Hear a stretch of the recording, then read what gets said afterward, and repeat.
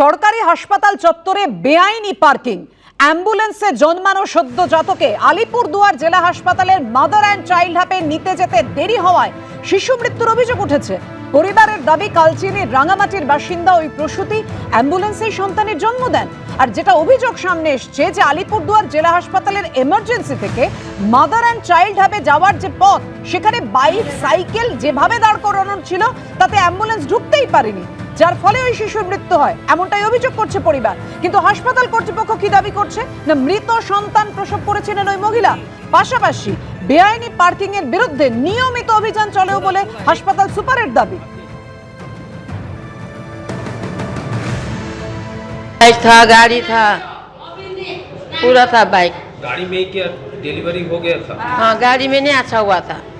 नहीं, अंदर घुसने टाइम में तो ही ऐसा हो गया।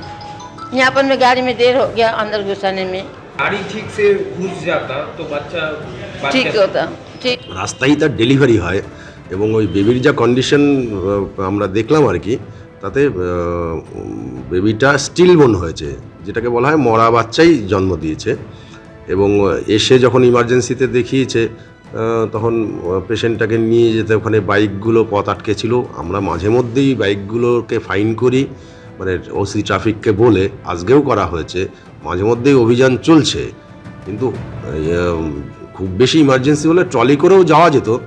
তাই যাই হোক, যে কোনো কারণেই হোক, রাস্তাটা যেহেতু ব্লক ছিল, ওরা নিতে হয়তো একটু দেরি হয়েছে, কিন্তু বাচ্চাটা স্টিলবোর্নই হয়েছে। কথা শুনলেন, হাসপাতাল সুপার একেবারে পরিষ্কার বলছেন যে মৃত সন্তান প্রসব করেছিলেন ওই মহিলা।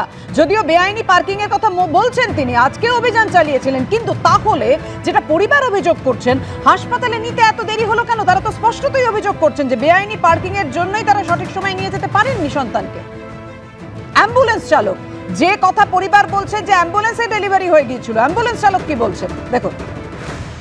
हम पेशेंट लेकर आया था, डिलीवरी पेशेंट, तो जैसे हॉस्पिटल पहुंचते डिलीवरी हो गया, तो हम इमरजेंसी गाड़ी में हो गया, मतलब सामने हुआ, हॉस्पिटल के सामने ही। तो हम इमरजेंसी में आके बोला कि पेशेंट डिलीवरी हो गया है, तो डॉक्टर बोला एसेंसियो में लेके जाइए। तो हम लेके जा रहा था, तो देखा रास्ते में बाइक है, तो हमको वहीं पे 20-15 मिनट लग गया, मतलब 15-20 बाइक था वहीं पे। उसके बाद बच्चा लेने के बाद मासी बुलाया, वहाँ से मासी बुलाने के बाद पता चला कि बच्चा मर गया है। अगर रास्ता क्लियर होने से शायद बच्चा बच सकता था। यहाँ पे सरकारी हॉस्पिटल में ऐसा नहीं होना चाहिए, कहीं पे बाइक लगा देते हैं, पार्किंग कर देते हैं। বেআইনি পার্কিং না থাকলে শিশুটিকে বাঁচানো যেত, এমনটাই বলছেন অ্যাম্বুলেন্স চালক। আর শিশু মৃত্যুর পর অবশেষে হুঁশ ফিরল হাসপাতাল কর্তৃপক্ষের। আলিপুরদুয়ার হাসপাতাল চত্বর থেকে বেআইনি পার্কিং সরাতে তৎপরতা নজরে এলো। পুলিশকে সঙ্গে নিয়ে বেআইনি পার্কিং সরাতে নিজেই উদ্যোগী হলেন হাসপাতালের সুপার।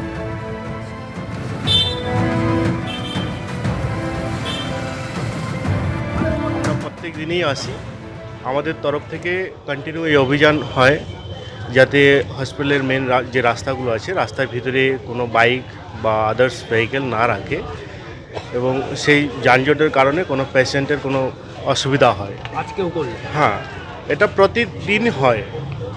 এবার পাবলিককে এটা একটু সজাগ হতে হবে, পাবলিক যেন এইভাবে বাইকগুলো না রাখে।